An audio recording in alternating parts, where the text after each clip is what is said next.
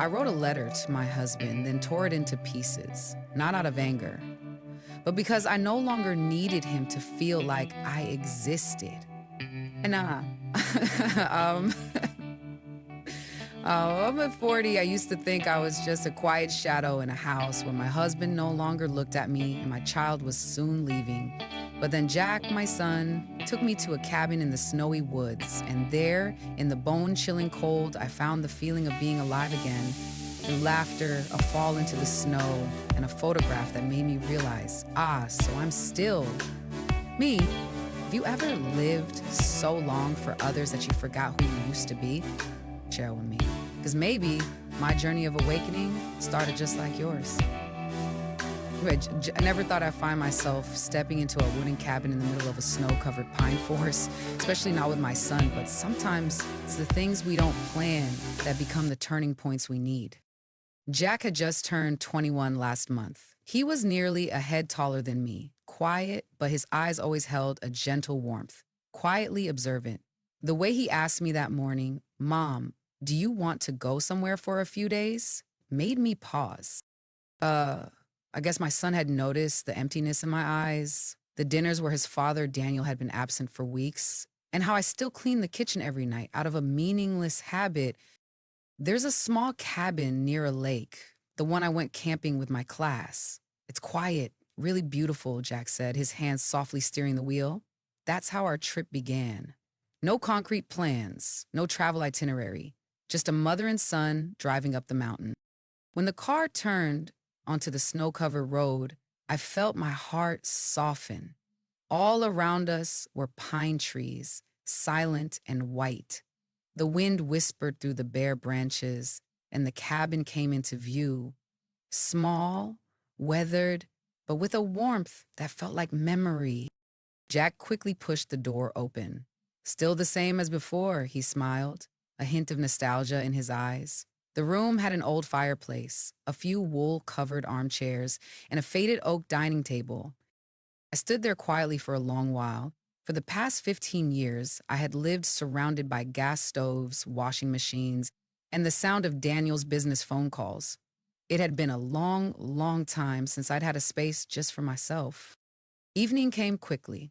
Snow began to fall again. Jack lit the fire, and I removed my wool scarf, sinking down onto the floor rug, watching the flames dance. It felt like rewinding time to something more primal and simple.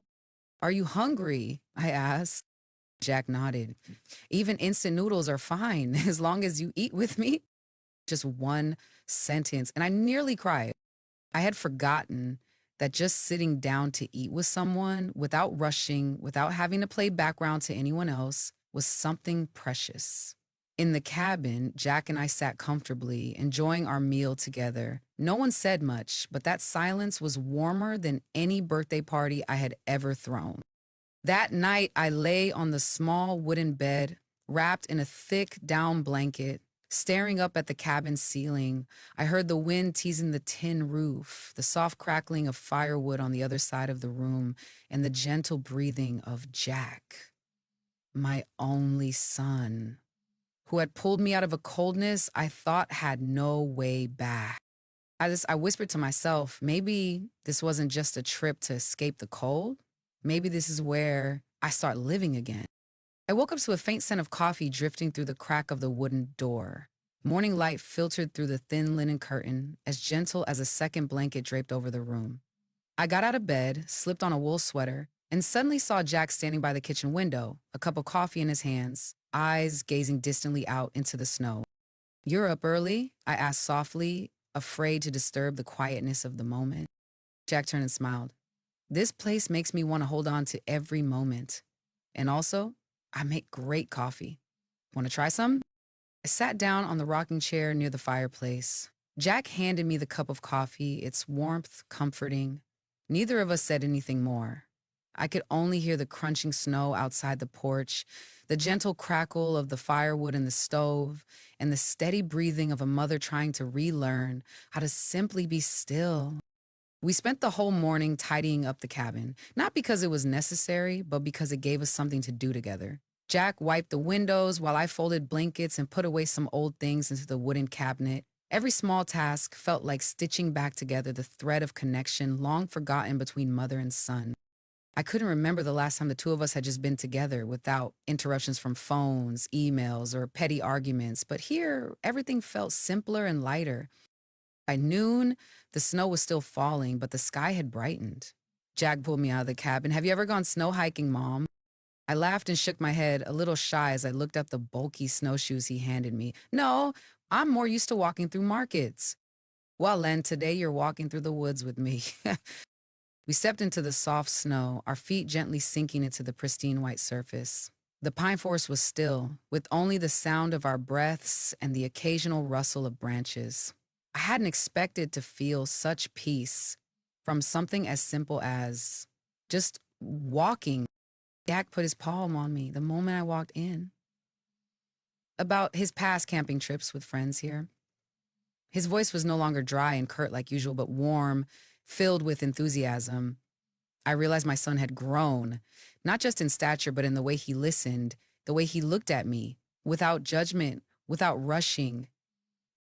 When we paused in an open clearing, Jack said, "When I was little, every time you had a headache or felt upset, you'd always go out to the backyard. You didn't know I noticed, did you?" I froze. "I thought you were too young to understand." Jack shook his head thoughtfully. "I saw, and I always wished you had someone to lean on, so you wouldn't have to keep holding it all together." I turned away, blinking rapidly to keep the tears from falling.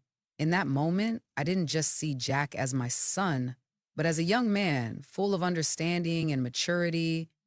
A part of me felt supported. Back at the cabin, I sat on the porch steps, my cheeks flushed pink from the cold. Jack handed me a cup of hot ginger tea.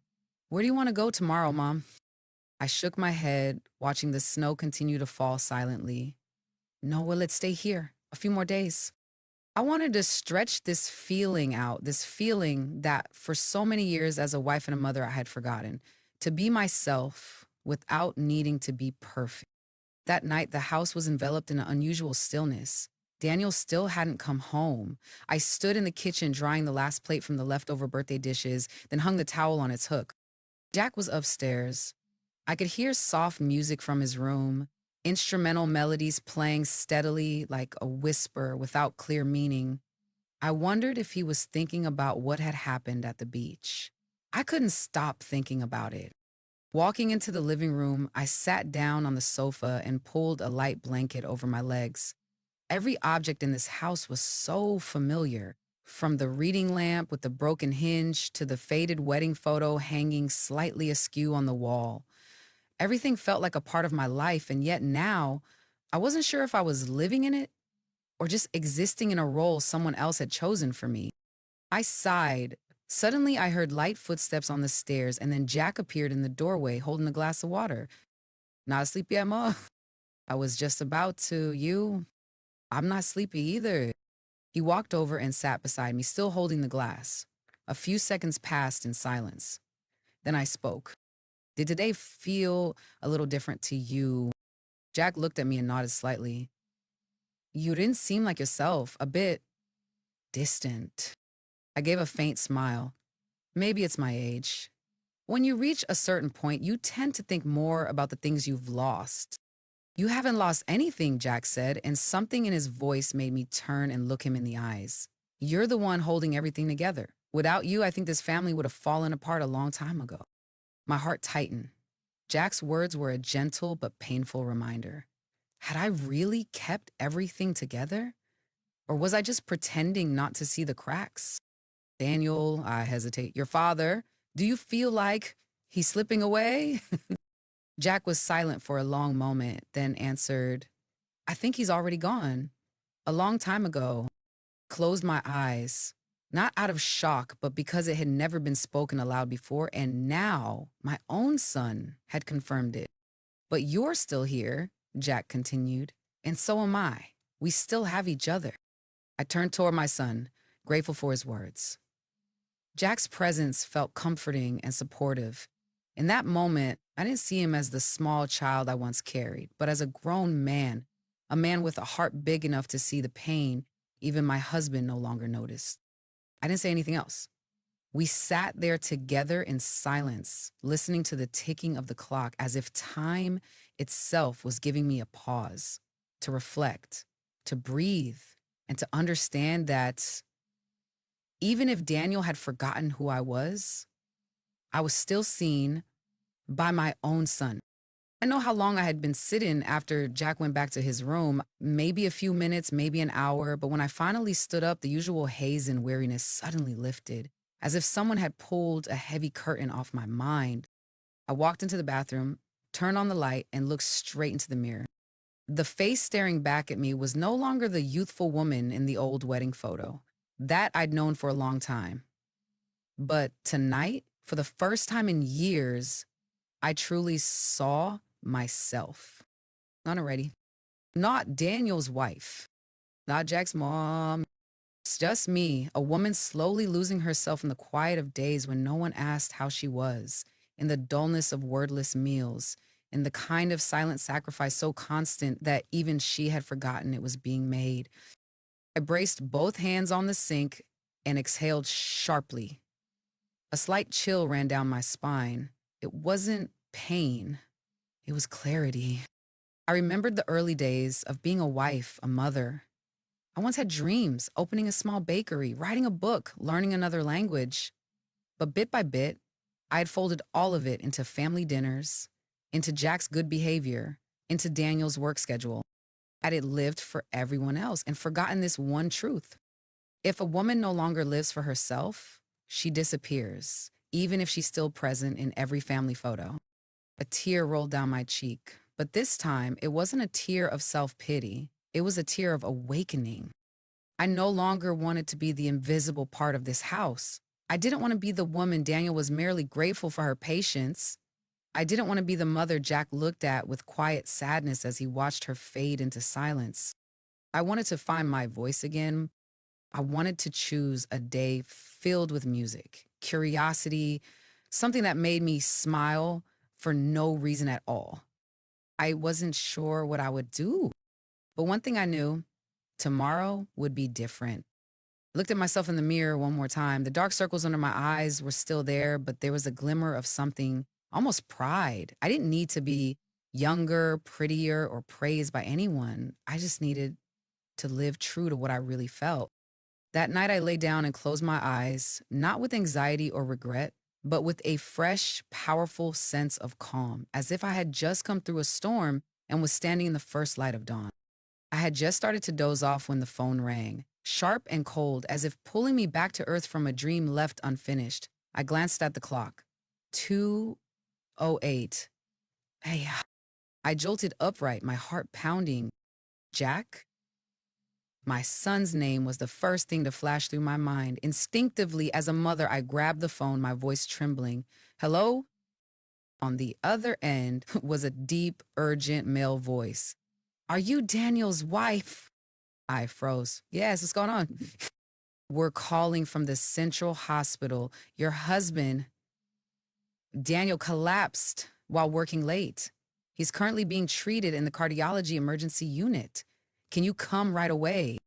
I stood there stunned and could only say, I'm on my way. I drove through the night, my hands gripping the steering wheel tightly. The streets were deserted, amber streetlights stretching out like tangled lines of memory in my mind. Questions spun wildly. Is Daniel okay? Had there been any signs? Why didn't I notice? But what surprised me most was the feeling in my chest. I wasn't afraid of losing Daniel. I was unsettled because something hadn't been said, something unfinished, even though I thought I had let it go. I arrived at the hospital and rushed into the waiting area, my eyes fixed on the closed doors of the emergency room. A few minutes later, a young doctor stepped out and removed his mask. He's out of danger now. Luckily, you got him here in time. I nodded in thanks, but my heart still wouldn't slow down. When I was allowed in, Daniel was lying there, pale, exhausted, the face I had known as cold and distant, now strangely vulnerable.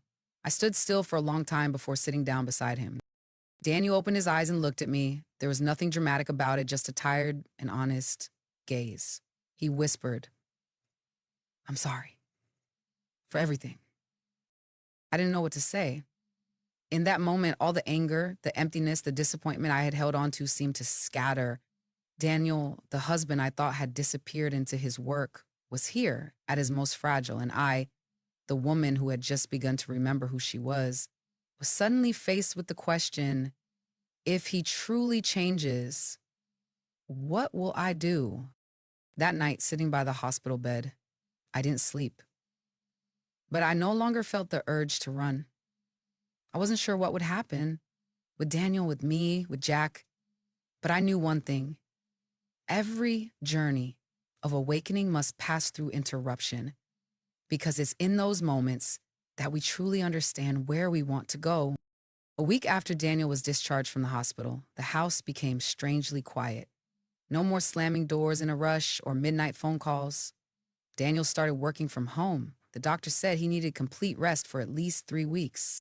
He accepted it reluctantly. As for me, I didn't know what to do with the space that now existed between us. I still got up early as usual, made coffee, tidied the kitchen, prepared breakfast for Jack. But now, Daniel also sat there, in the spot where only an empty chair used to remain. We exchanged polite glances, a few health questions, then silence once again filled the kitchen. That afternoon, when Jack went out to meet his friends, I stepped into Daniel's temporary office. He was staring out the window, as if something out there might save him from the things left unsaid. I spoke first. Wait, we need to talk.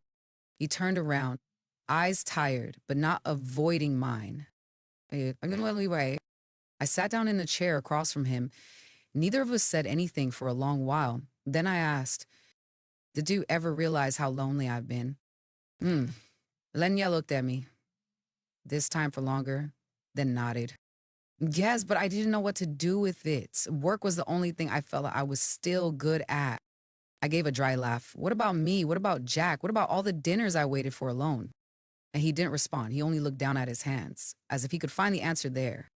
I know you're angry, Daniel said slowly, but I was afraid that if I stopped, I'd have to face the truth, that I'm no longer the man you once chose. My chest tightened. In all the years we lived together, Daniel had never let any cracks show in his armor. Until now. I took a deep breath, then said, I don't need someone perfect. I just need someone truly present. Daniel looked up. For the first time in many years, his eyes were misty.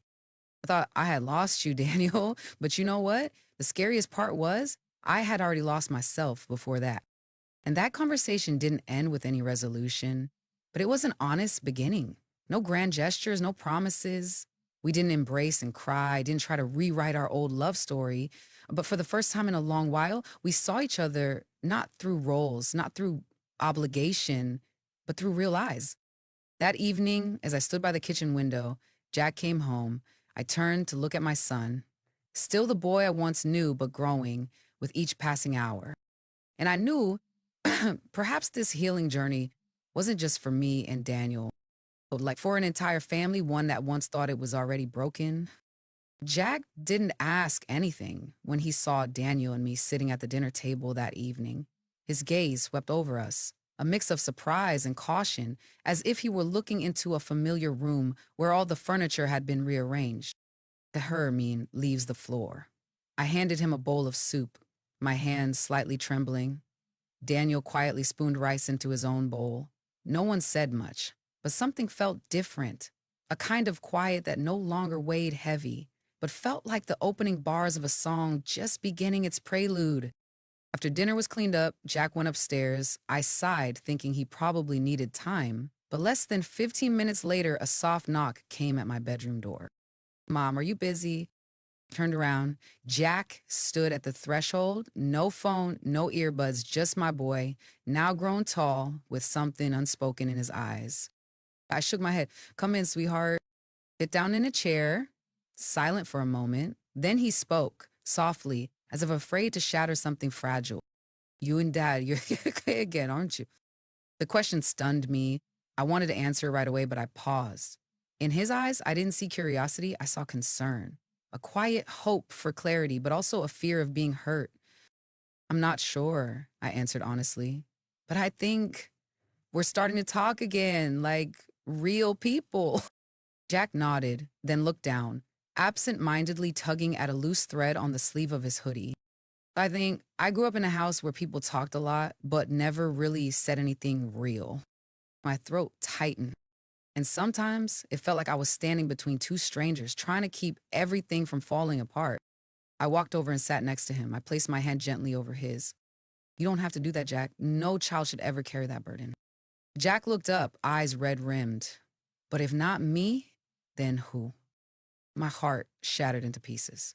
I pulled him into a tight hug, the first real one in a very long time.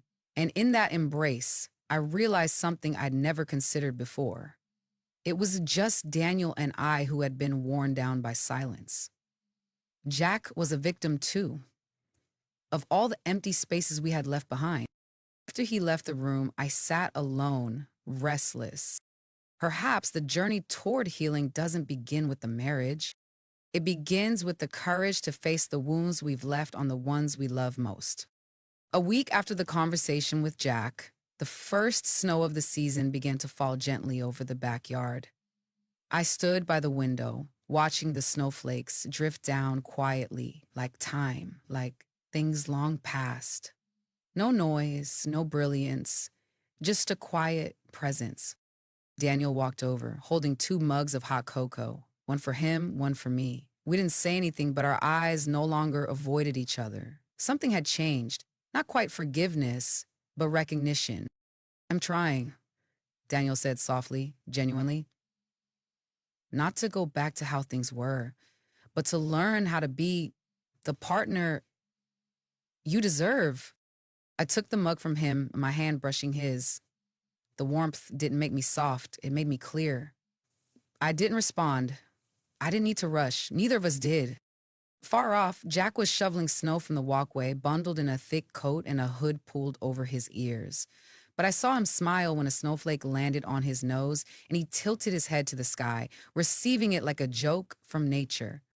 I stepped outside and called, "Careful out there, or you'll catch a cold." Jack turned back and called out, "It's okay, Mom. The snow's thin. It's warm underneath." I stood there for a moment, reflecting on what he just said. Beneath the thin snow, the ground is warm. Maybe that's the essence of this family. Even after the cold, even under layers of silence, anger, or hurt, there's still soil underneath, still a place to take root, to begin again. That evening, the three of us sat together at the dinner table. No grand plans, no big celebration, just pasta and toasted bread, a few scattered stories and soft laughter, but I felt more at peace than I had in a long time. I don't know what tomorrow will bring. Maybe Daniel and I will never be what we once were. Maybe Jack will leave for school and start his own life. But I know this. We had the courage to look at each other, to look at the truth, and chose not to look away. And to me, that is enough to call it a new beginning. Sometimes the scariest thing isn't what we've done, but when we no longer recognize ourselves in the mirror. The mother in this story didn't just endure pain. She hit the deepest point of loneliness. And from there, she relearned how to love herself genuinely and unconditionally. Life always holds unexpected turns, moments when we feel like we've lost everything. But if we're brave enough to be honest with our emotions, to face our mistakes, and choose what is right, that is what true growth looks like. Because maturity doesn't come from never falling, but from learning how to rise again with a heart that still believes. Let this story remind us. Awakening sometimes begins with a crack. Emotional healing is a solitary journey, but it is not meaningless. And love, even once shattered, can be rebuilt if we choose.